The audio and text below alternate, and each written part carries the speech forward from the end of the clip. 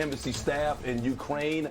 They are being told to leave and leave right now. Russia has more than 100,000 troops on Ukraine's border, and officials worry any invasion could end with harassment of U.S. citizens. So tensions healing up in Russia. Is America about to go back to another conflict? That is the big question a lot of people want to know right now. Our D.C. correspondent, both the Imam, she is live with us this morning in Washington. Good morning to you both.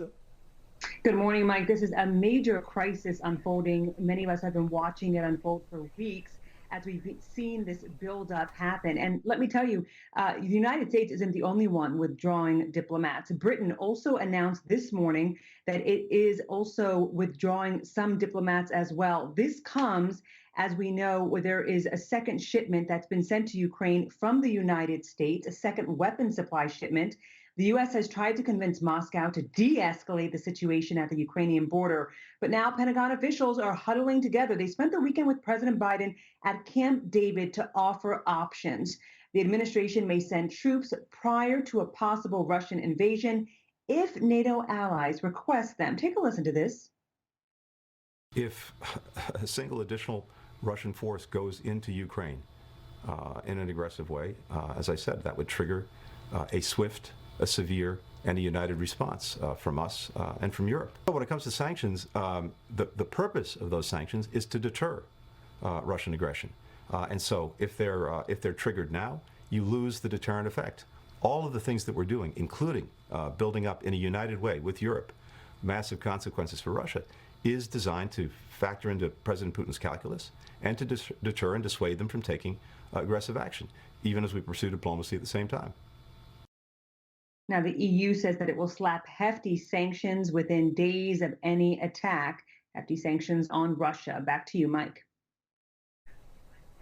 Yeah, both. Look, we're seeing this build up and escalate. It's been happening for a long time now, a couple of weeks, and it does beg the question: what's Putin really going after here?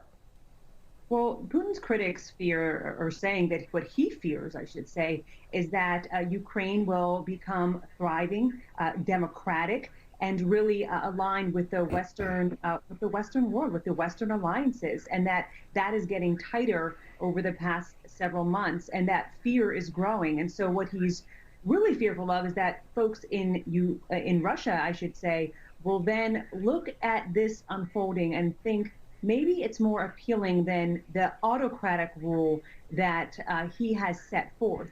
And so it's really a fear of losing power here. And that's what it boils down to. And so setting up all of the troops as he's done, we've seen the shipments, we've seen what he's been doing and building up on the border. And so this is showing the Western world, so to speak, his power. And what he wants everyone in Central and Eastern Europe to do is to respect Russia, respect Russia's rule, and also align more with Russia. And he's noticing probably that he's losing that when he's seeing Ukraine align more with Western alliances. And so that's the big fear here, is that Ukraine would be thriving, successful, and be able to move forward, and that he will lose power with his own people. Yeah, no matter where you are, it always seems to come down to power and the thirst for more power. Both of you, Mom, live for us here in Washington. Both, thank you. We'll check back in with you a little bit later on. Well, I'm sorry, both. So the question, I should say, is a lot of people wondering, because we just ended the longest war ever, 20 years, and people want to know the chances of the U.S. being involved in another conflict. I know President Biden met with Putin, and he made some threats about sanctions.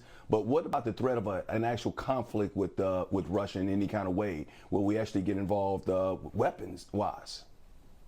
Well, you know, we're sending shipments. We are helping in that regard, but it seems that it's going to be determined a lot with what NATO also chooses to do. So it doesn't seem that President Biden is going to go and act alone in this. It would be looking at NATO alliances, seeing if they can make sure those relationships stay united and tight.